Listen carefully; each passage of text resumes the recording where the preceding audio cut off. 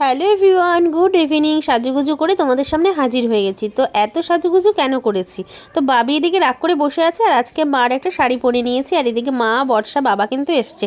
তো দিদিদের বাড়িতে অষ্টপ্রহর হবে, তো সেখানেই যাব। তো চলেও এসছি, দেখো এখানে অনেক গোপাল সারি সারি করে সাজানো আছে।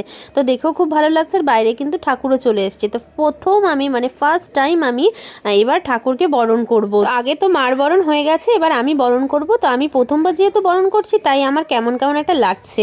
তো দিদি আর মা কিন্তু আমাকে বলে দিচ্ছিল, তাই পরে আর কোনো অসুবিধা হয়নি। সবাই তো ঠাকুর বরণ করবে, সেই জন্য সবাই লাইন দিয়ে এক এক করে দাঁড়িয়ে আছে।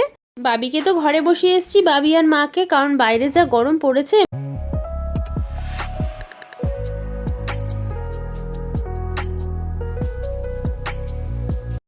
আমাদের ঠাকুর বরণ করা হয়ে গেছে, তো বেশিক্ষণ থাকবো না, অল্প একটু কীর্তন শুনে তারপরে চলে যাবো। আর এই যে দেখো কীর্তন শুরুও হয়ে গেছে, তো বসে বসে শুনছিলাম, তো তারপরে বাড়ি চলে গেছিলাম। তো চল।